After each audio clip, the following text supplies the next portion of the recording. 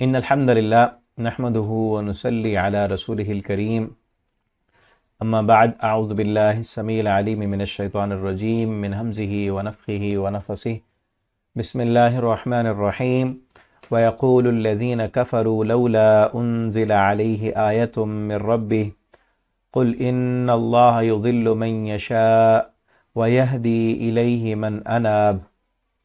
تفسیر القرآن کا سبق آج انشاءاللہ سورۃ الرعد رکوع نمبر 4 پڑھیں گے۔ ہم پہلے لفظی ترجمہ دیکھتے ہیں انشاءاللہ، پھر اس کی تفسیر پڑھیں گے۔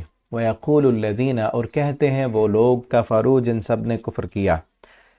کافر کیا کہتے ہیں؟ لولا کیوں نہیں، انزلہ اتاری گئی، کیوں نہیں نازل کی گئی، علیہ اس رسول پر، آیتن کوئی نشانی، من ربی اس کے رب کی طرف سے۔ قل آپ کہہ دیجئے، ان اللہ بے شک اللہ تعالیٰ، یضل وہ گمراہ کرتا ہے، من یشاء جسے وہ چاہتا ہے، ویہدی اور رہنمائی کرتا ہے، راہ دکھاتا ہے، الیہ اپنی طرف، من اناب اسے جو رجوع کرے، جو اللہ کی طرف پلٹے، اللہ کی طرف آنا چاہے۔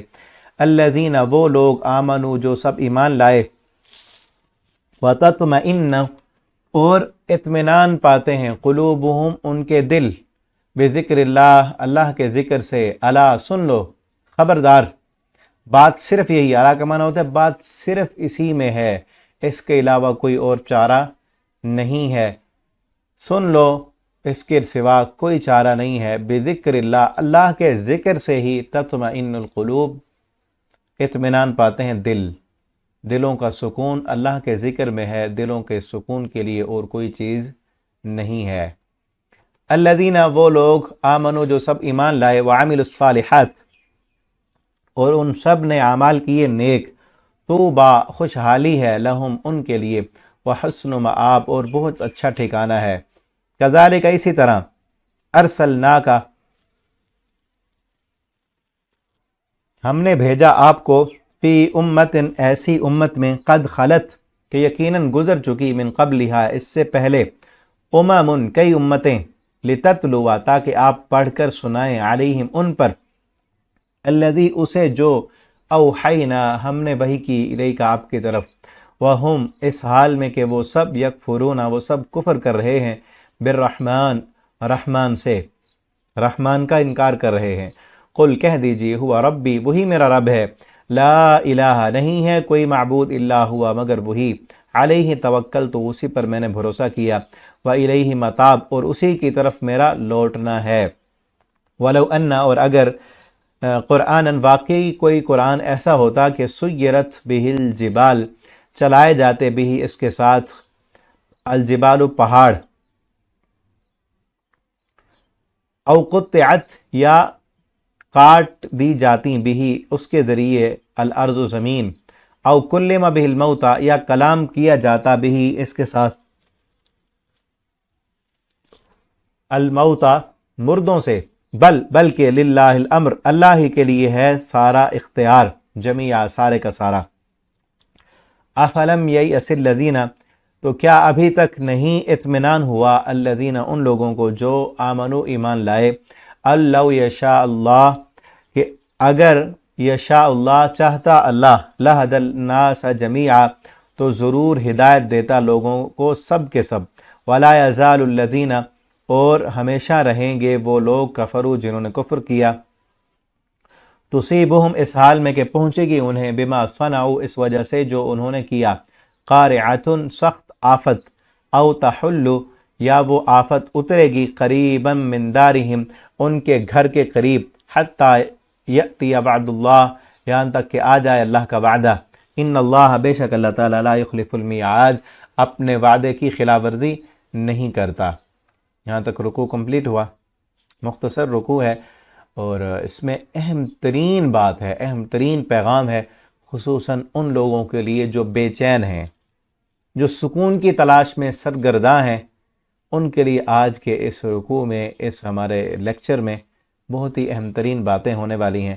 آپ خود بھی توجہ سے سنیں، دوسروں تک بھی پہنچائیں، خاص کر ان لوگوں تک جو بے چین ہیں، جو ڈپریشن کے مریض بن چکے ہیں، جن کو سکون نہیں ملتا، جو ہر وقت اپنے رونے روتے رہتے ہیں اور بے سکونی کا شکوہ کرتے رہتے ہیں، جن کو دلی سکون نہیں ہے، ذہنی سکون نہیں ہے، پریشان رہتے ہیں ہر وقت، ان کے لیے اہم ترین پیغام ہے اس میں۔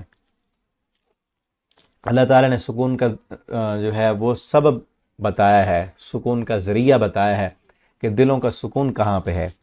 وَيَقُولُ الَّذِينَ، پہلی آیت جو ہے اس میں کافروں کے متعلق فرمایا کہ وَيَقُولُ الَّذِينَ كَفَرُوا، اور وہ لوگ کہتے ہیں جنہوں نے کفر کیا، لولا انزل علیہ آیۃ من ربہ، کہ اس پیغمبر پر، نبی صلی اللہ علیہ وسلم پر اللہ کی طرف سے کوئی نشانی کیوں نہیں نازل کی گئی۔ یہ موضوع پہلے بھی بار بار پیچھے گزر چکا ہے، آگے بھی آئے گا۔ یہ حصی معجزے کا جو مطالبہ کرتے تھے مشرکین مکہ، اسی رکوع میں آگے بھی ہے آخری آیت میں، وہ کہتے تھے کہ ہمارے جو رسول صلی اللہ علیہ وسلم ہیں، ان کے لیے ایک سونے کا محل ہونا چاہیے، یا ان کے ساتھ فرشتے آئیں، وہ آ کر کہیں کہ یہ واقعتاً اللہ کے رسول ہیں، یا آسمان پر سیڑھی لگا کے جائیں۔ پیچھے جو ہے سورہ انعام میں ہم پڑھ آئے ہیں کہ اوپر سیڑھی لگا کے جائیں اور مکمل کتاب وہ لے کے آئیں، ہم وہ جو ہے ہم اس کو دیکھیں، چھو کر دیکھیں۔ قرآن کتاب کی شکل میں تو بعد میں لکھا گیا نا، اس وقت تو وہی نازل ہوتی تھی، کبھی ایک سورت، کبھی چند آیتیں، کبھی کچھ آیتیں، تو وہ آپ صلی اللہ علیہ وسلم پڑھ کے سناتے، صحابہ کرام اس کو یاد کر لیتے، بعد میں یہ لکھا گیا۔ تو وہ کہتے کہ آپ سیڑھی لگا کے اوپر جائیں اور پورا قرآن لے کے آئیں۔ تو انہی کا تذکرہ یہاں بھی ہو رہا ہے کہ وہ کہتے ہیں کافر لوگ کہ اس پیغمبر پر ہمارے مطالبے کے مطابق جیسی نشانی ہم چاہتے ہیں ویسی نشانی کیوں نہیں آتی؟ تو اللہ تعالیٰ نے فرمایا قل، ان سے کہہ دیجئے، ان اللہ یضل من یشاء، اللہ جسے چاہتا ہے گمراہ کرتا ہے، کہ یہ قرآن سے بڑی نشانی تو کوئی اور نہیں ہے نا۔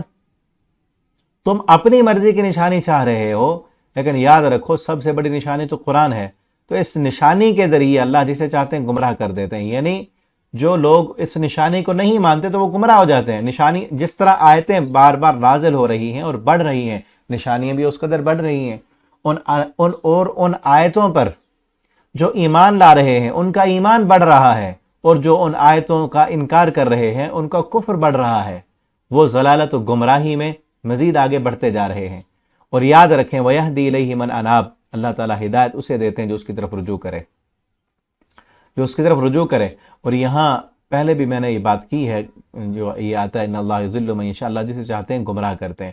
اس کائنات کے اندر جو بھی کام ہوتا ہے اللہ کے ارادے سے ہوتا ہے، اللہ کی مشیت سے ہوتا ہے، اللہ کی مرضی سے ہوتا ہے۔ اور اللہ کی مشیت اور مرضی، اللہ کا ارادہ دو طرح کا ہے۔ ایک ہے اللہ کی مشیت بالرضا، کہ اللہ کی مرضی بھی ہے اور اللہ کی رضا بھی اس میں شامل ہے، اور دوسرا ہے اللہ کی مرضی ہے لیکن اللہ کی رضا نہیں ہے اس میں۔ ٹھیک ہے نا، یہ دو چیزیں اگر سمجھ لی تو یہ بات سمجھ آ جائے گی۔ ایک ہے اللہ کی رضا اور دوسرا اللہ کی مشیت۔ ایک اللہ کی رضا سے کام ہو رہا ہے لیکن اللہ کی جو پسند ہے، اللہ کی جو رضا ہے وہ اس میں نہیں ہے، اللہ تعالیٰ اس پر راضی نہیں ہے، لیکن اللہ نے اختیار دیا ہے۔ کافر جو کفر کر رہا ہے، زانی زنا کر رہا ہے، ڈاکو ڈاکہ ڈال رہا ہے، اللہ کی دی ہوئی طاقت سے کر رہا ہے نا۔ اللہ نہ چاہے تو کائنات کا ایک پتہ بھی حرکت نہیں کر سکتا، لیکن اللہ نے کسی کو مجبور نہیں کیا، اللہ نے اختیار دی ہے، طاقت دی ہے، صلاحیت دی ہے، چاہے کفر کرو، انا ہدیناہ السبیل اما شاکرا و اما کفورا، ہم نے راستے دکھا دیے، چاہے شکر گزار بنو یا نہ شکر بن جاؤ، لیکن کسی پر زبردستی نہیں ہے۔ اب جو انسان اللہ کی دی ہوئی صلاحیت کو کفر پر استعمال کر رہا ہے، دی طاقت اللہ نے ہے، اللہ نہ چاہے تو کفر نہیں کر سکتا۔ اللہ اگر زبردستی اس کو روکنا چاہے تو اللہ تو روک سکتے ہیں، لیکن اللہ نے زبردستی نہیں کی، کیونکہ امتحان ہے دنیا میں، اللہ نے طاقت دے دی ہے۔ اب اس کے کفر میں اللہ کی مشیت تو شامل ہے، اللہ کی دی ہوئی طاقت شامل ہے، اللہ کی رضا شامل نہیں ہے۔ اللہ کی رضا کس میں ہے؟ اللہ کی فرما برداری میں۔ جو انسان اللہ کی فرما برداری کر رہا ہے، اللہ کی دی ہوئی طاقت سے کر رہا ہے، اللہ کی مشیت سے کر رہا ہے، اور اس اللہ کی مشیت میں اللہ کی رضا بھی شامل ہے۔ ٹھیک ہے، تو اللہ تعالیٰ اپنی طرف آنے والے کو کس کو بلاتے ہیں؟ جو ہدایت کو قبول کر لے، اللہ کی طرف آنا چاہے، جو کوشش کرے۔ اللہ تعالیٰ دوسری جگہ پر فرماتے ہیں، آگے پڑھیں گے ہم، والذین جاہدوا فینا لنہدینہم سبلنا، جو ہمارے جو ہے راستے میں کوشش کرتے ہیں، والذین جاہدوا فینا، جو ہمیں پانے میں جہد کرتے ہیں، محنت کرتے ہیں، کوشش کرتے ہیں، لنہدینہم سبلنا، انہیں راستہ دکھانا اور راہ پر لے جانا وہ ہماری ذمہ داری ہے. لَنَهْدِيَنَّهُمْ سُبُلَنَا، ہم ضرور ان کو اپنا راستہ دکھائیں گے، سیدھے راستے پر لائیں گے. کون؟ جو کوشش کرتے ہیں. جو کوشش ہی نہ کریں ان کو کچھ نہیں ملتا. ہدایت انہیں ملتی ہے جو رجوع کرتے ہیں اللہ کی طرف، جو پلٹنا چاہتے ہیں، جو آنا چاہتے ہیں. ٹھیک ہے نا. اور اگلی بات بڑی بہترین اس سے کی کہ جو دلوں کا قرار چاہتے ہیں نا، انسان کو اللہ نے پیدا کیا نا، اور اللہ نے انسان کے اندر ساری صلاحیتیں رکھی ہیں، اور عقل بھی دی ہے، شعور بھی دیا ہے، سمجھ بھی دی ہے، دل بھی دیا ہے. اس عقل، شعور سے، سمجھ سے سوچ کر، اس کائنات کو دیکھ کر، اس اپنی عقل سے پہچانے کہ کوئی ہے ذات اس کو بنانے والی. بغیر بنانے کے کائنات کی کوئی چیز نہیں بن سکتی. تو اتنی بڑی کائنات ہم دیکھیں نا، دنیا کی جتنی بھی چیزیں بنائی گئی ہیں اب جدید اور سے اور بنتی جا رہی ہیں. آپ کے ہاتھوں میں موبائل ہے، یا آپ لیپ ٹاپ پہ دیکھ رہے ہیں، نیٹ کا کنیکشن ہے آپ کے پاس، سبق سن رہے ہیں. یہ چیز کوئی انسان دنیا کا عقل مند کہہ سکتا ہے کہ بغیر بنانے کے بن گئی ہے؟ اس موبائل کو کسی نے بنایا ہے نا. کوئی عقل مند انسان یہ نہیں کہتا کہ خود بخود ہی بن گئی. خود بخود کیسے بن گئی؟ کائنات کی ایک چھوٹی سی چیز خود بخود نہیں بن سکتی. اتنی بڑی کائنات، یہ سورج، چاند، ستارے، سیارے، سارا نظام، اور اپنے پرفیکٹ جو ہے انداز پہ وہ کام بھی کر رہا ہے، اور آگے سے آگے کائنات بڑھتی جا رہی ہے. یہ بغیر بنانے والے کے کیسے بن گئی؟ جو اپنے ذہن اور عقل سے سوچ کر، سمجھ کر اس بنانے والے کو پہچان لیتا ہے، اور پھر اسے پہچان کر اس کی طرف رجوع کرتا ہے. اس کی طرف رجوع کرنا کیا ہے؟ اس کے قرآن کو پڑھنا، اس کے پیغمبروں کی ہدایت کو سننا، اس پر غور و فکر کرنا، اور اس کی طرف آنے کی کوشش کرنا. تو اللہ تعالیٰ اسے ہدایت دیتے ہیں، رہنمائی دیتے ہیں. جس طرح ابراہیم علیہ السلام دیکھیں نا، انہوں نے چاند کو دیکھا، سورج، ستارے. ایسے کیسے دور میں وہ پیدا ہوئے؟ ایسے حالات میں جہاں کوئی ادھر ادھر سے اللہ کا نام لینے والا نہیں تھا، کوئی دین کا شعور نہیں تھا، کوئی سمجھ نہیں تھی. سب لوگ ہی جو ہے کفر اور شرک پر تھے. لیکن ابراہیم علیہ السلام نے اپنے عقل سے پہچانا، عقل کا امتحان ہوا، اور اس امتحان میں پاس ہوئے. ٹھیک ہے نا. اب اس کو اللہ نے ایک دل دیا ہے، الذین آمنوا. اب جو لوگ اللہ کی طرف رجوع کرتے ہیں اور ایمان لاتے ہیں، وَتَطْمَئِنُّ قُلُوبُهُمْ، ان کے دل اطمینان پا لیتے ہیں. کیسا ایمان؟ ایمان کیسا؟ صرف تقلیدی ایمان نہیں، حقیقی ایمان. تقلیدی ایمان کیا ہوتا ہے؟ کہ والدین مسلمان تھے تو ہم بھی مسلمان ہیں. کبھی یہ سوچا سمجھا پڑھا نہیں کہ ایمان کہتے کسے ہیں؟ ایمان کا معنی کیا ہوتا ہے؟ ایمان کسے کہتے ہیں؟ کوئی پتہ ہی نہیں. ٹھیک ہے نا. ہم نے پڑھا ہے سورۃ العصر میں کہ ایمان کسے کہتے ہیں. ایمان کا معنی ہوتا ہے مان لینا، اللہ پر یقین کرنا کہ اللہ تعالیٰ ہے، جنت ہے، جہنم ہے، آخرت ہے، مرنا ہے، حساب و کتاب، ان سب کو ماننا. اور ایسے یقین کے ساتھ، ایمان کا معنی یقین کے ساتھ ماننا کہ یہ سب کچھ ہے، اور اس کی تیاری کرنا. جو لوگ ایمان لائے، یقین والا ایمان، پختہ ایمان، حقیقی ایمان، تقلیدی ایمان نہیں. کسی کے دیکھا دیکھی میں نہیں کہ جو ویسے کر رہا ہے بس ویسے کرتے رہو، وہ والا ایمان نہیں. حقیقی ایمان، یقین والا ایمان. تو ان کے دلوں کو قرار کس سے ملتا ہے؟ تطمئن، اطمینان پاتے ہیں ان کے دل بذکر اللہ، اللہ کے ذکر کے ساتھ. ان کے دلوں کو اطمینان کب ملتا ہے؟ اللہ کے ذکر سے ملتا ہے. اکثر دل بے سکون کیوں ہوتے ہیں؟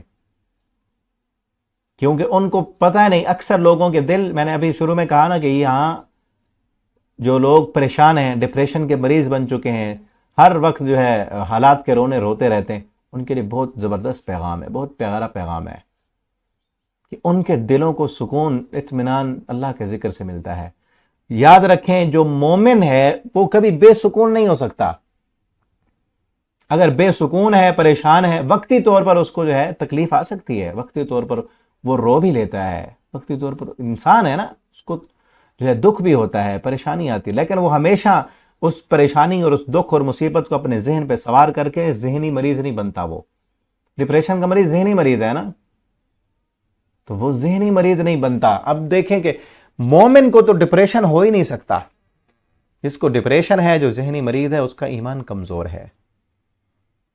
اس کو اپنے ڈپریشن کا علاج کرنے سے زیادہ اپنے ایمان کی فکر کرنی چاہیے. پیچھے ہم نے سورہ یوسف پڑھی ہے نا، تو یعقوب علیہ السلام نے کیا کہا تھا 40 سال کا عرصہ گزر چکا ہے، بیٹا نہیں ہے، لیکن پھر بھی اطمینان کتنا ہے، اعتماد اللہ کی ذات پر کتنا ہے. اپنے بیٹوں سے کہتے ہیں فتحسسوا من یوسف واخیہ لا تیأسوا من روح اللہ، جاؤ جا کر ڈھونڈو یوسف کو اور اللہ کے رحمت سے مایوس نہیں ہونا. مایوس نہیں ہوں میں ابھی تک. اور پھر کیا کہا، لا تیأسوا من روح اللہ انہ لا ییأس من روح اللہ الا القوم الکافرون. اللہ کی رحمت سے تو کافر ہی مایوس ہوا کرتے ہیں، ایمان والے کبھی مایوس نہیں ہوتے. ایمان والوں کو تو پتہ ہوتا ہے کہ میرے اوپر حالات جیسے بھی بن گئے ہیں، بنانے والا کون ہے؟ بنانے والا وہ ہے جو مجھ سے، میری ماں سے 99 گنا زیادہ محبت کرنے والا ہے. آپ دیکھیں نا، آپ بچہ جو چھوٹا بچہ ہے، اس کی ماں اس کو کڑوی دوائی بھی پلاتی ہے، اس وقت تو اس کو بہت برا لگتا ہے نا، لیکن کیا ماں اس کے ساتھ برا کر رہی ہوتی ہے؟ اسی کے فائدے کے لیے کر رہی ہے نا، فائدہ اسی کا ہے. تو اسی طرح کئی دفعہ ہماری زندگی کے فیصلے ہمیں کڑوے لگتے ہیں، کڑوے لگتے ہیں، ہمیں سمجھ نہیں ہے. جس طرح اس بچے کو سمجھ نہیں آتی نا، اس کو کیا پتا. کئی دفعہ وہ ماں سے جو ہے ناراض بھی ہو جاتا ہے، ماں کو مارنا بھی شروع کر دیتا ہے، لیکن ماں اس کو تو پتا ہے نا کہ اس کے اندر ہمیشہ کا فائدہ ہے. اسی طرح کئی دفعہ کئی فیصلے ہمیں کڑوے لگ رہے ہو. جس کا ایمان، وہ اسی طرح سمجھتا ہے نا، جس کا ایمان ہے وہ تو سمجھ لے گا کہ میرا رب میری ماں سے 99 گنا زیادہ محبت کرنے والا ہے. سمجھ لو یہ جو فیصلہ مجھے نہیں سمجھ آ رہا، کڑوا فیصلہ ہے میرے لیے، تو کڑوی دوائی کی طرح ہے، مستقبل میں میرے لیے اس میں فائدہ ہوگا. تو وہ کبھی پریشان نہیں ہوتا. اور پریشان ہم کیوں ہوتے ہیں، کب ہوتے ہیں؟ یہ چیز یاد رکھیں. کئی دفعہ ہم کچھ کام کرنا چاہتے ہیں، لیکن وہ کر نہیں پاتے تو پریشان ہو جاتے ہیں. کئی ہماری خواہشات ایسی ہوتی ہیں جو پوری نہیں ہوتی. کئی چیزیں ہم لینا چاہتے ہیں وہ ہم لے نہیں پاتے. کئی فیصلے ہم کرنا چاہتے ہیں وہ پورے نہیں ہوتے. کئی خواب ہم نے اپنے ذہنوں میں رکھے ہوتے ہیں وہ پورے نہیں ہوتے. ٹھیک ہے نا. اور کئی خیالی جو ہے وہ محلات ہم نے اپنے ذہنوں میں بنائے ہوتے ہیں، وہ خیالی محلات وہ بنتے نہیں. اور بعض تو کئی خیالی محلات ایسے ہوتے ہیں جن کا حقیقت کی دنیا میں کوئی تصور ہی نہیں ہوتا. کئی لوگوں نے اپنے ذہنوں میں اس طرح کے جو ہے آئیڈیلز بنائے ہوتے ہیں، کئی خیالات اور تصورات اور اپنے مستقبل کے بارے میں جو ہے وہ ذہن میں نقش کیے ہوتے ہیں. اب وہ خیالی دنیا میں ہے، حقیقت کی دنیا میں اس کا کوئی دور تک کا لینا دینا نہیں ہے. وہ تو خیالات ہی رکھے ہو نا، اس طرح ہوگا، ایسے ہوگا، وہ تو خیال ہی ہے نا. خیالی دنیا، حقیقت کی دنیا الگ الگ ہیں. ایک خیالی دنیا میں آپ نے اپنا محل تیار کیا ہوا ہے، اور کئی نوجوانوں نے اب خیالی دنیا میں اپنا جو ہے لائف پارٹنر سیٹ کیا ہوتا ہے کہ اس طرح کا ہوگا. اور پھر یہ موبائل اور نیٹ اور ڈرامے، فلمیں، انہوں نے جو دکھائے وہ بھی خیالات ہیں خالی. انہوں نے جو جا کر دکھائے اور ہمارے نوجوان نسل کو برباد کیا ہے، وہ بھی تو خیال ہے نا. جو فلم کی دنیا میں ہوتا ہے نا، وہ حقیقت کی دنیا نہیں ہے، وہ خیالی دنیا ہے. وہاں سے دیکھ دیکھ کر انہوں نے سارا کچھ وہ اپنا سیٹ کیا ہوتا ہے. حقیقت کی دنیا میں کچھ بھی نہیں ہوتا. تو پھر کیا ہوتا ہے؟ ڈپریشن کا مریض بن جاتے ہیں، پریشان ہوتے ہیں، لڑائیاں اور جھگڑے ہوتے ہیں. تو یاد رکھیں، جو چیزیں ہم نے اپنے ذہن میں سیٹ کی ہوئی ہیں نا، وہ ویسے نہیں ہونے والی نہیں ہیں. تو اس وقت انسان پریشان ہوتا ہے کہ جب انسان کوئی کام کرنا چاہتا ہے وہ کر نہیں سکتا، کوئی خوشی پانا چاہتا ہے لیکن وہ نہیں ملتی، کوئی چیز لینا چاہتا ہے وہ نہیں ملتی، تو پریشان ہو جاتا ہے. تو یاد رکھیں کہ دنیا جو ہے، یہ کوئی چیز مل بھی جائے تب بھی ہمیشہ نہیں رہے گی. کسی بڑی خوشی کو آپ دیکھیں نا، ایک خوشی کو نہیں ملی، آپ اس پر پریشان ہوتے ہیں. جو خوشی آپ کو ملی ہے وہ کتنا دیر رہی ہے، وہ بھی تو ایک دن ختم ہو جاتی ہے نا. کچھ چیزوں کو آپ پانا چاہتے ہیں، آپ نہیں پا سکتے، لیکن جو چیز آپ نے پا لی ہے، پانے کے بعد اس کی حالت اور کیفیت کیا ہے آپ کے اندر. کئی چیزیں ایسی ہوتی ہیں جن کو پانے کے لیے ہم بہت محنت کرتے ہیں، بہت کوشش کرتے ہیں. بڑی محنت، کوشش، بڑی ایفرٹ کے بعد وہ چیزیں ملتی ہیں، ہمیں پا لیتے ہیں، لیکن کچھ دنوں کے بعد ان کی حیثیت کیا رہ جاتی ہے ہماری نظر میں؟ آہستہ آہستہ ختم ہو جاتی ہے، نظروں سے وہ اتر جاتی ہے، دل سے اتر جاتی ہے. اب دیکھیں نا، چھوٹا بچہ ہو نا، وہ ایک کھلونا لینے کی ضد کر رہا ہے، آپ اس کو کھلونا لے کر دیتے ہیں، خوش ہو گیا ہے. لیکن چند دنوں کے بعد اسی کھلونے کی حیثیت اس کی نظر سے اتر گئی ہے، دل سے اتر گیا وہ کھلونا. اب وہ کھلونا آپ اس کو اٹھا کر دیتے ہیں، وہ اٹھا کر پھینک دیتا ہے، وہ لیتا ہی نہیں، کیونکہ وہ دل سے اتر گیا ہے. کائنات کی ہر چیز اسی طرح ہے. سورۃ الاعلی میں اللہ فرماتے ہیں ہم نے دنیا کو بنایا، یہ عبث ہے، یہ ختم ہونے والی ہے، اس کی خوشیوں کو دوام نہیں ہے، اس کی ہر عروج کو زوال ہے، اس کی ہر کامیابی ختم ہونے والی ہے، اس کی ہر خوشی مٹنے والی ہے، اس کا ہر عروج زوال کو پہنچنے والا ہے. تو یاد رکھیں دنیا پرفیکٹ نہیں ہے، دنیا کی کوئی خوشی مستقل کے لیے نہیں ہے، دنیا کی کوئی خوشی کامل نہیں ہے. یاد رکھیں یہ جملہ، دنیا کی کوئی بھی خوشی کامل نہیں ہے. آپ جس بھی چیز کے لیے کوشش اور محنت کرتے ہیں، جب اس تک پہنچتے ہیں تو آپ کے ذہن میں کوئی اور آ چکی ہوتی ہے. ایک چیز کے بارے میں آپ نے اپنے ذہن میں بنایا کہ فلاں جگہ تک جب پہنچ جاؤں گا نا تو پھر تو ساری پریشانیاں میری دور ہو جائیں گی. آپ یاد رکھیں، اپنی زندگی کو سوچیں اور دیکھیں. جب ہم چھوٹے تھے، جب ہم سکول میں تھے، تو اس وقت کیا تھا کہ جب یہ سکول کی تعلیم ہماری پوری ہو جائے گی نا، ہمیں ڈگری مل جائے گی، میٹرک ہماری کمپلیٹ ہو جائے گی، کالج میں چلے جائیں گے تو کوئی ٹینشن نہیں ہوگی. یہاں تو استاد مارتے ہیں، سختی ہوتی ہے، فلاں ہوتا ہے. وہاں پہنچیں گے تو پھر تو موج ہوگی. جب وہاں پہنچے تو پھر کیا تھا؟ پھر ذہن میں کچھ اور تھا کہ جب پڑھ جائیں گے، جب سارا کچھ کر جائیں گے نا، پھر تو ڈگری مل جائے گی، نوکری مل جائے گی، تو پھر ساری پریشانیاں ٹل جائیں گی. جب وہاں پہنچے پھر کبھی ذہن میں تھا کہ جب شادی ہو جائے گی اور خوشحالی آ جائے گی، ساری پریشانیاں دور ہو جائیں گی. جب شادی ہو گئی پھر کچھ اور بن گیا، بچے ہو جائیں گے، مکان اپنا بن جائے گا، اتنے پیسے آ جائیں گے، تو پھر وہ بھی آنے لگ گئے. پھر کیا ہوا؟ پھر کچھ اور ذہن میں آ گیا. پھر کبھی ایسے بھی ہوتا ہے کہ جب پچھلی زندگی یاد آتی ہے. اب دیکھیں اب بھی کبھی یاد آتا ہے کہ جب چھوٹے تھے نا، سکول میں تھے تو بہت مزے تھے، نہ کمانے کی فکر تھی، نہ بچوں کی فکر تھی، نہ کوئی کچھ کہتا تھا. ٹھیک ہے نا؟ اب کیا ہے؟ اب تو ہر وقت ٹینشن ہے، فکریں ہیں، ہوتا ہے نا ایسے. تو یہ دنیا عبث ہے، اس دنیا کی کوئی چیز پرفیکٹ نہیں ہے. سکون اور اطمینان اللہ نے رکھا یہ اپنے ذکر میں ہے، کیونکہ یہ دنیا میں ہم سکون تلاش کرنا چاہتے ہیں نا. دنیا کی کوئی خوشی کامل نہیں ہے، دنیا تو عبث ہے، دنیا تو بیکار ہے، دنیا سکون کی جگہ ہے نہیں، دنیا اطمینان کی جگہ ہے نہیں.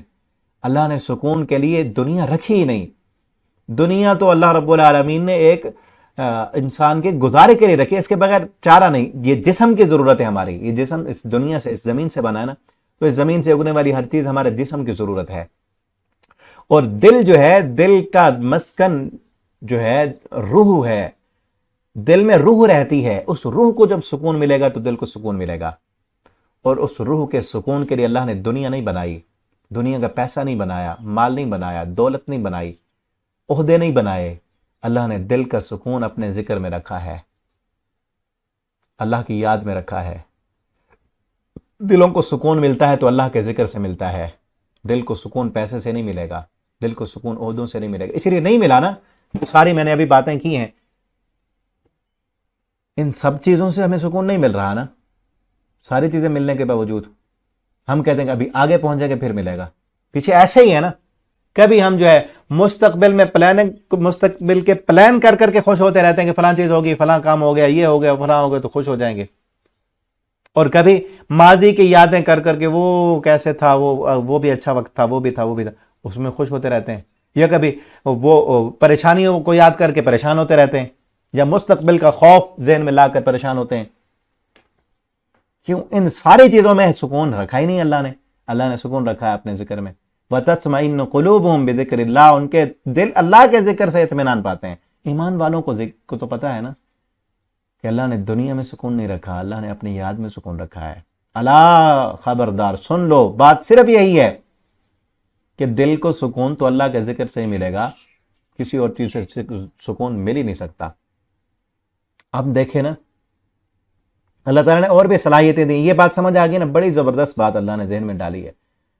اللہ نے اور بھی صلاحیتیں دی ہیں نا ہمیں.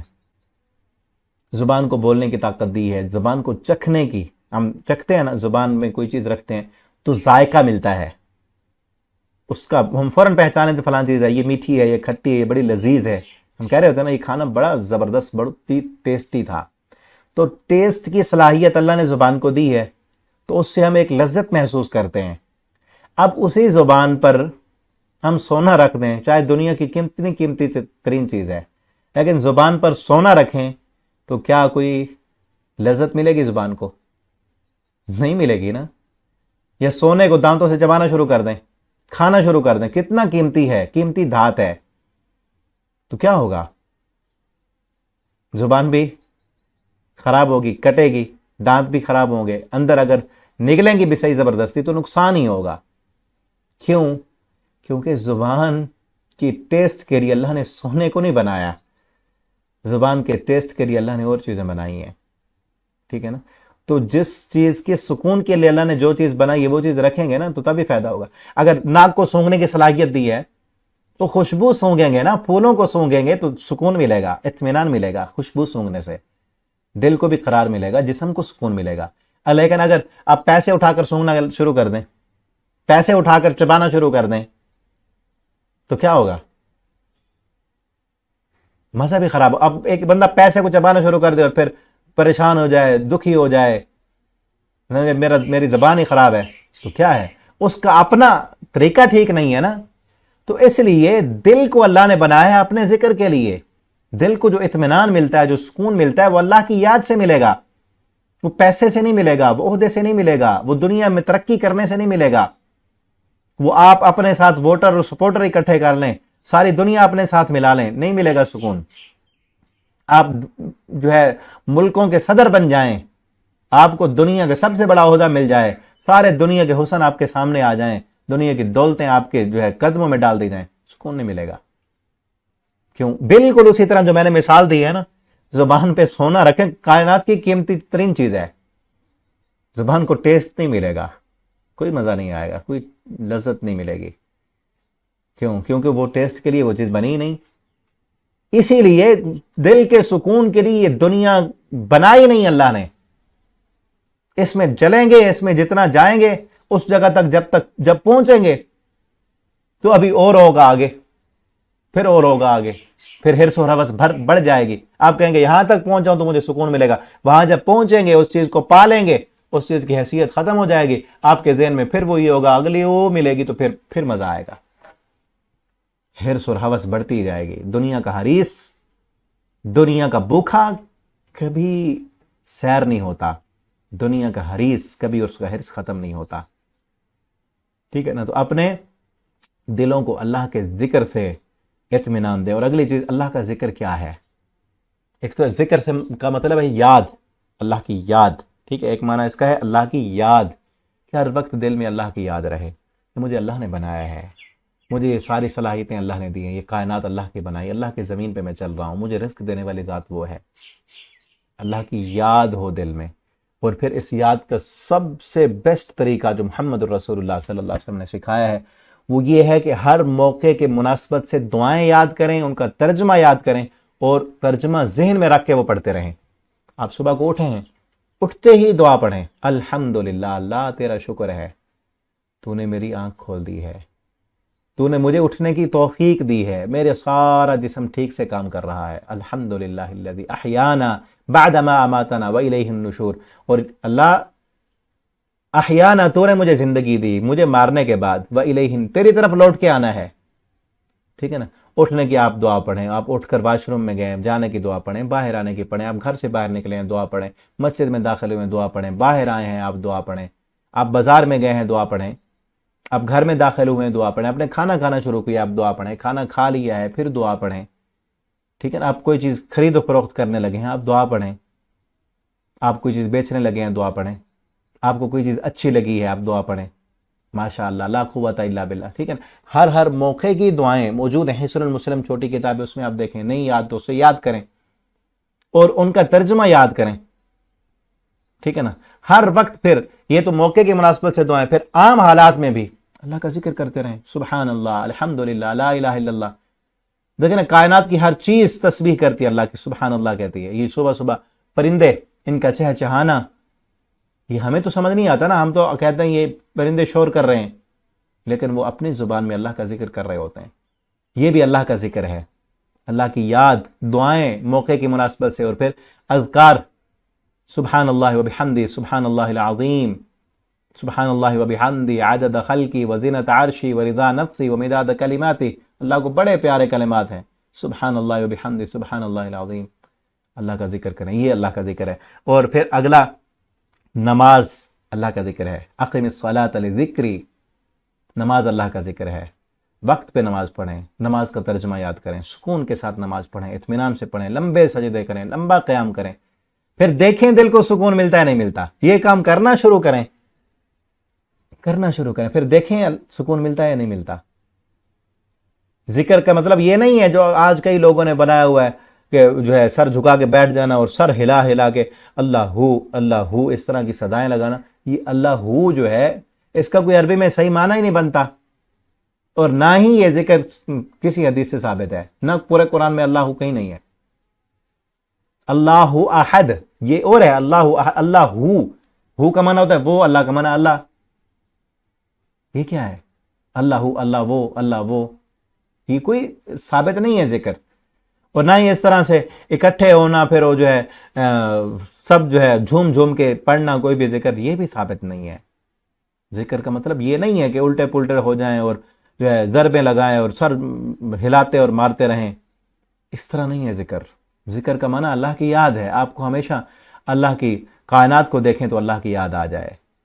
آپ گناہ جب کرنے لگیں تو فوراً اللہ یاد آئے، اللہ کے عذاب یاد آئیں، آپ اللہ کی طرف رجوع کریں، آپ توبہ کریں، آپ استغفار کریں، آپ ہر موقع کی دعا پڑھیں۔ آپ کو نماز کے ٹائم کا پتہ ہو، نماز کے ٹائم پہ آپ کو سب سے بڑا فوکس کیا ہو کہ آپ نے نماز پڑھنی ہے۔ قرآن اللہ کا ذکر ہے، اس قرآن سے بڑھ کر کوئی اللہ کا ذکر تو نہیں ہو سکتا نا۔ قرآن کو پڑھیں، اس کی ادائیگی کو درست کریں، اس کے تلفظ کو درست کریں، اور پرسکون لہجے میں پڑھیں، ٹھیک ہے نا۔ اور پھر اللہ نے جن کو پیاری خوبصورت آواز دی، ان کی آواز میں قرآن سنیں، دل کو سکون ملے گا۔ قرآن سننے سے دل کو سکون ملتا ہے، قرآن پڑھنے سے دل کو سکون ملتا ہے۔ یہ قرآن اللہ کا ذکر ہے، اس کو پھر سیکھیں، اس کا ترجمہ پڑھیں، ٹھیک ہے نا، تفسیر پڑھیں۔ آپ دیکھیں نا، جب آپ سبق پڑھنا شروع کرتے ہیں، سننا شروع کرتے ہیں لیکچر، یا ویسے کوئی قرآن اٹھا کے پڑھنا شروع کریں، آپ ترجمہ پڑھ غور و فکر کرنا شروع کریں، دل کو اطمینان ملتا ہے یا نہیں ملتا؟ میں تو کئی دفعہ جب تیاری کر رہا ہوتا ہوں، کوئی دوسرے علماء کے لیکچر سنتے ہیں، تفاسیر اٹھا کر پڑھتے ہیں، تو بہت سکون ملتا ہے۔ مجھے ایسے لگتا ہے کہ قرآن مجھ سے بات کر رہا ہے۔ اور کئی دفعہ، میں بھی تو انسان ہوں نا، کئی دفعہ زندگی میں کئی موڑ آتے ہیں، پریشانیاں آتی ہیں، کبھی کوئی ٹینشن ہوتی ہے ادھر ادھر کی، لیکن جب قرآن پڑھنا شروع کر دیں تو اسی مسئلے کا حل نکل آتا ہے، یا حل نہ نکلے تو یہ بات تو آ جاتی ہے نا، یار چھوڑو، یہ دنیا ہے، یہ قرآن ہے، یہ جنت میں لے کے جا رہا ہے، ہم کدھر پھنسے ہوئے ہیں، چھوڑو ان چیزوں کو، خود بخود ہی حل ہو جائیں گے، ٹھیک ہے نا۔ تو کئی دفعہ جو ہے، بلکہ ہر دفعہ انسان کی زندگی کے ہر مسئلے کا حل قرآن میں موجود ہے۔ غور و فکر تو کریں، دیکھیں تو صحیح، ہو ہی نہیں سکتا اللہ رب العالمین کی طرف رجوع کرے اور اللہ اس کی پریشانی کا حل نہ نکالیں، یہ ہو نہیں سکتا، میں نہیں مان سکتا۔ خصوصاً انسان کی پریشانی اللہ کے ذکر میں، جب اللہ نے کہا ہے کہ پریشانی کا حل ہے ہی اللہ کے ذکر میں، تو لوٹیں قرآن کی طرف، لوٹیں نماز کی طرف۔ آپ یاد رکھیں، کوئی بھی آپ کی پریشانی ہے، بڑی سے بڑی پریشانی ہے، فوراً وضو کریں، 2 رکعت نماز پڑھیں، اللہ کے سامنے جھک جائیں اور روئیں اور دعا کریں، پھر ہو ہی نہیں سکتا کہ اللہ آپ کی پریشانی کو دور نہ کرے۔ ضروری نہیں ہے کہ آپ کا وہ مسئلہ جیسے آپ چاہتے ہیں ویسے حل ہو، ضروری نہیں ہے۔ یہ چھوڑ دیں، آپ اس بات کو چھوڑ دیں کہ کس طرح حل ہوگا، آپ یہ یقین کر لیں کہ حل ہوگا، میری پریشانی ٹلے گی، جس طرح میں چاہ رہا ہوں چاہے اسی طرح ٹلے، کہ جس طرح میرا رب چاہتا ہے ویسے ٹلے، پریشانی ٹلے گی آپ کی، ٹھیک ہے نا. ہو سکتا ہے کئی مرتبہ آپ کے کوئی مطالبات ہوں، خواہشات، جس طرح میں نے شروع میں کہا نا، خواہشات جب پوری نہیں ہوتی انسان پریشان ہو جاتا ہے. جو خواہشات آپ کی ہیں وہ چاہے پوری نہ ہوں، لیکن آپ کی پریشانی ٹل جائے گی جب آپ اللہ سے کہیں گے نا، ٹھیک ہے نا، کہ اللہ میری پریشانی دور کر. تو آپ کے ذہن میں وہ جو ایک خواہشوں کا جو ہے نا وہ ہوتی ہے، پریشانیاں ہوتی ہیں. جس طرح شروع میں نے کہا نا، پریشانی ہوتی کب ہے؟ جب ہم کوئی کام کرنا چاہتے ہیں، کر نہیں سکتے. اب ہو سکتا ہے وہ کام ہمارے لیے بہتر نہ ہو، تو اللہ تعالیٰ اس کی جو ہمارے ذہن میں ایک سوار ہو چکا نا، یہ ہوگا تو پریشانی ٹلے گی، اس کی حیثیت کو ختم کر دیں گے. جس طرح چیز آنے کے بعد حیثیت ختم ہوتی ہے، اس طرح وہ پانے سے پہلے بھی تو ختم ہو سکتی ہے نا، تو اللہ تعالیٰ وہ کر دیں گے. کیونکہ دنیا ہے نا، دنیا کی حیثیت اللہ تعالیٰ یہ تو خود ہم نے بنائی ہوتی ہے نا اپنے ذہن میں. الا بذکر اللہ تطمئن القلوب، اللہ کے ذکر سے ہی دلوں کو اطمینان ملتا ہے. تو اللہ کا ذکر کریں، قرآن پڑھیں، ترجمے کے ساتھ پڑھیں، غور و فکر کر کے پڑھیں، نمازوں کا اہتمام کریں، مسنون دعائیں یاد کریں، اپنے بچوں کو دعائیں یاد کرائیں. ہر وقت چلتے پھرتے اللہ کا ذکر کرتے رہیں. اللہ تعالیٰ ہمیں ذکر کرنے کی توفیق دیں. الذین آمنوا، وہ لوگ جو ایمان لائے اور انہوں نے نیک عمل کیے. طوبیٰ، ان کے لیے خوشحالی ہے. طوبیٰ اصل خوشحالی کو کہتے ہیں، خوشی کو. ان کے لیے بڑی خوشی ہے. اور خوشیوں سے مراد کیا ہے؟ دنیا میں بھی خوشیاں ہیں ایمان والوں کے لیے. ان کو سمجھ آ جائے، جو اللہ کا ذکر کرتے ہیں ان کے لیے خوشی ہے، اور آخرت میں بھی ہے. اور ایک معنی طوبیٰ کا معنی جنت کا ایک درخت بھی ہے. جنت میں ایک درخت ہے جس کا نام طوبیٰ ہے. طوبیٰ بہت بڑا درخت ہے، اور اس کی لمبائی حدیث میں بتائی گئی ہے. اتنا بڑا اس کی شاخیں ہیں کہ اس کے سائے کے نیچے ایک تیز رفتار گھوڑ سوار سفر کرے تو 100 سال تک چلتا رہے، اس کا سایہ ختم نہیں ہوگا. اتنا بڑا درخت، گھنا درخت ہے جنت میں، جس کا نام طوبیٰ ہے.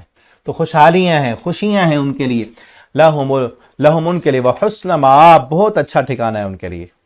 کذالک ارسلناک، اسی طرح ہم نے بھیجا آپ کو.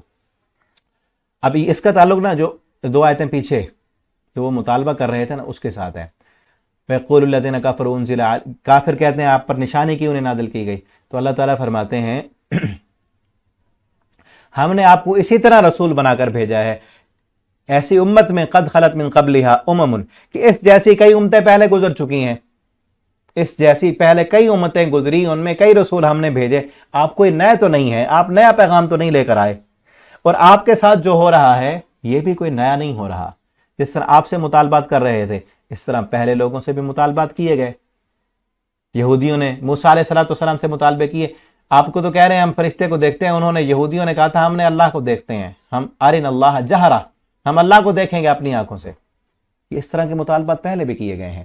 قد خلت من قبل امم، اس سے پہلے کئی امتیں گزر چکی ہیں، انہوں نے بھی اس طرح کے مطالبے کیے. لتتلو علیہم، آپ پڑھ کر سنائیں ان کو، ان پہلے لوگوں کے واقعات. اوحینا الیک، ہم آپ پر وحی کرتے ہیں ان لوگوں کے واقعات کو، ان کے کہانیاں اور ان کے قصے اور انہوں نے جو انکار کیا اور ان پر جو عذاب آئے، وہ ساری چیزیں ہم آپ پر بیان کرتے ہیں.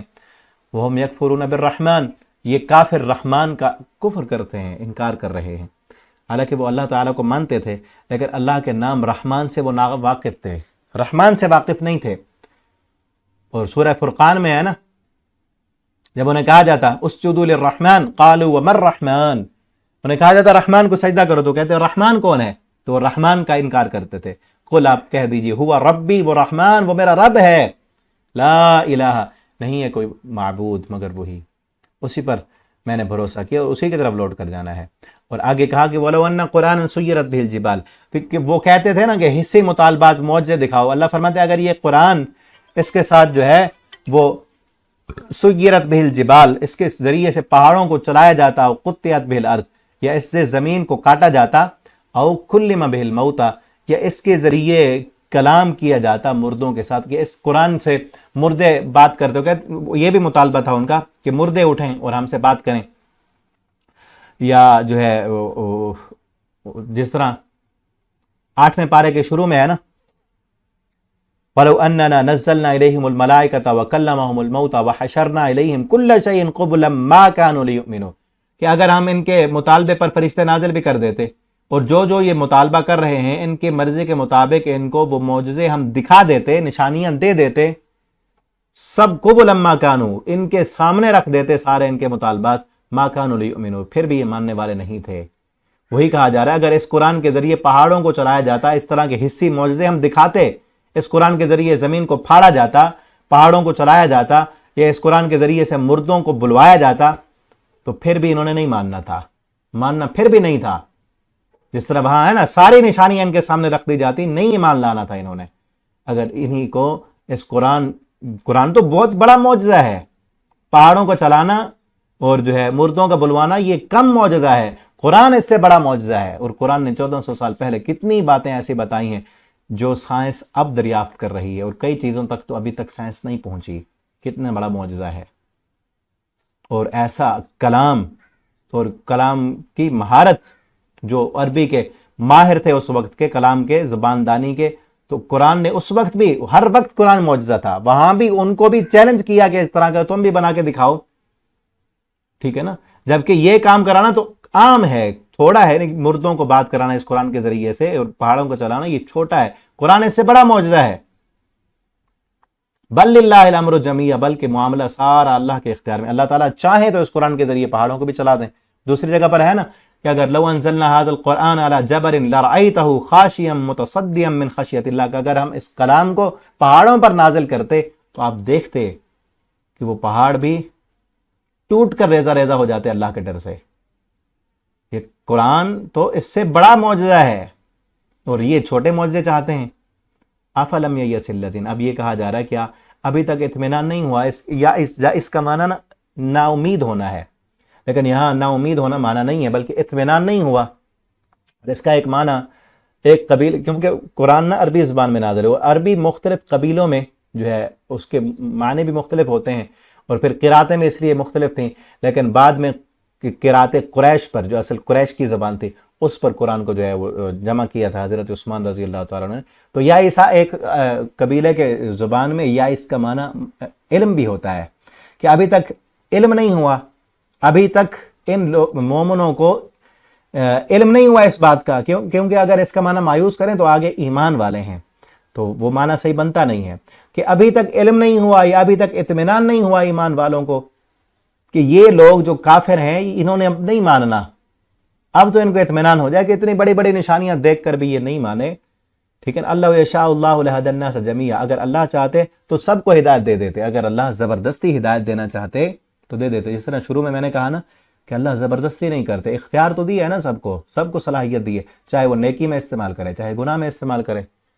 تو مومنوں کو اطمینان ہونا چاہیے کہ اللہ نے امتحان کے لیے رکھا ہے، اور ہدایت اللہ اسے دیتے ہیں جو اللہ کی طرف آئے، رجوع کرے، جو چاہے، جو دنیا کی لذتوں کو چھوڑے ہی نہ، جو اپنے سکون کو دنیا میں تلاش کرے، تو اللہ تعالیٰ اس کو جانے دیتے ہیں جس طرف جاتا ہے. ٹھیک ہے نا. وَلَا يَزَالُ الَّذِينَ كَفَرُوا، اور ہمیشہ یہ کافر لوگ رہیں گے، ان کو پہنچتا رہے گا جو انہوں نے گناہ کیے. آفت، دنیا میں بھی ان کو آفتیں پہنچتی رہیں گی، اور ان کے گھر کے قریب آفتیں بھی اترتی رہیں گی، یہاں تک کہ اللہ کا وعدہ آ جائے. یہ کافروں کو دنیا میں سکون ملنے والا نہیں ہے. اور ان آفتوں سے مراد ان کے خلاف جو ہے جنگیں جو ہوئی تھیں، جو لڑائیاں اس وقت ہوئی تھیں، ٹھیک ہے نا، تو ان کو دنیا میں سکون نہیں ملے گا، پریشانی، اور پھر زلزلے، طوفان اور سیلاب، اور ان پر، اور پھر ذہنی تکلیفیں، پریشانیاں، کیونکہ جو اللہ کی طرف نہیں آتے ان کے دل کبھی سکون نہیں پاتے.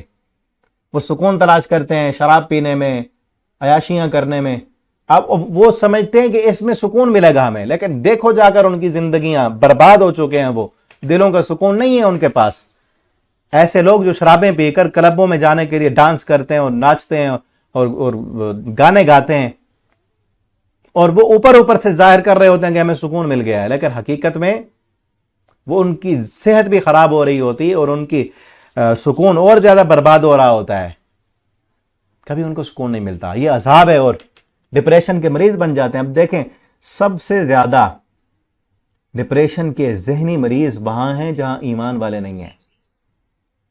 ہاں، کئی مومنوں کو بھی ڈپریشن ہے، کیونکہ ایمان وہ والا نہیں ہے، ایمان کمزور ہے ان کا. اب صحابہ کی زندگی اٹھا کر دیکھیں، ان میں کوئی ڈپریشن کا مریض نہیں تھا، کوئی ذہنی مریض نہیں تھا. حالانکہ ان کی زندگیوں میں کیا تھا؟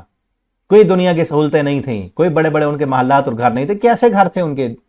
ذرا پڑھ کے تو دیکھیں نا، نبی صلی اللہ علیہ وسلم کا کیسا گھر تھا، کھانے کو کیا ملتا تھا، صحابہ کے پاس کتنی نعمتیں تھیں، کیا کچھ وہ کھایا کرتے تھے. لیکن کیا تھا؟ دلوں کا اطمینان اور سکون تھا ان کے پاس. اب سہولتیں ہماری زندگی میں بہت زیادہ بڑھ چکی ہیں، لیکن سکون صرف ان لوگوں کو ہے جن کے پاس ایمان ہے، جو قرآن پڑھتے ہیں، جو اللہ کا ذکر کرتے ہیں۔ الا بذکر اللہ تطمئن القلوب، دلوں کا سکون اور تو اللہ کے ذکر میں ہے نا۔ تو صحابہ کی زندگیاں دیکھیں، کچھ بھی نہیں تھا، سکون تھا ان کے پاس۔ تو جو لوگ ایمان نہیں لاتے نا، کفر کرتے ہیں، اللہ پر ایمان نہیں لاتے، ان کو پتہ ہی نہیں کہ دل کا سکون اللہ کے ذکر میں ہے، تو اللہ رب العالمین ان کے وہ چاہتے ہیں کہ ہم ان دنیا کے ان کاموں میں، ان عیاشیوں میں، اور انہوں نے اپنے جو ہے ذہن میں سوار کر رکھا ہے یہ چیزیں، یہ دنیا کی دولتیں، یہ پیسہ، یہ حسن، یہ سارا کچھ ملے گا تو ہمیں سکون مل جائے گا۔ کبھی سکون نہیں ملتا، کبھی سکون نہیں ملے گا۔ سکون اللہ کی یاد میں ہے، دلوں کا سکون، خصوصاً دلوں کا سکون، ٹھیک ہے نا۔ ہاں جو ہے جسم کو وقتی طور پر ان کو شراب پی کر یا نشہ کر کے، فحاشی اور یانی میں، عورتوں میں، حسن میں، جسم کو تو کچھ وقتی طور پر سکون مل جائے گا، لیکن وہ سکون نشے والا سکون، نشہ آپ دیکھیں نا، انجیکشن لگا کے نشے کا ٹیکہ لگا لیں تو جسم تو سکون میں آ جائے گا نا، لیکن جب اٹھے گا جسم کو تو وہ نقصان ہے نا۔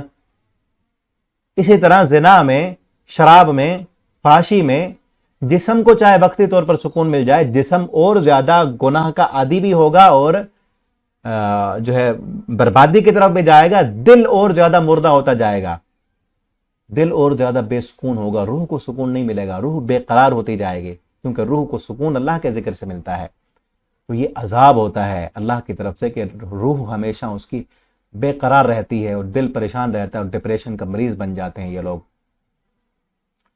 جو اللہ کا انکار کرتے ہیں۔ تو ان کے گھروں پر، ان کے قریب آفتیں اترتی رہیں گی یہاں تک کہ اللہ کا وعدہ قیامت جب موت آ جائے ان پر، ان اللہ لا یخلف المیعاد، اللہ اپنے وعدے کی خلاف ورزی نہیں کرتے۔ رکوع ہمارا کمپلیٹ ہوا، اللہ سے دعا ہے اللہ رب العالمین ہمیں اپنا ذکر کرنے والا بنا دیں۔ یہ دعا کیا کریں، اللہم اجعلنی لک ذاکرا لک شاکرا لک مخبتا و منیبا الیک، اللہ ہمیں اپنا ذکر کرنے والا بنا دے۔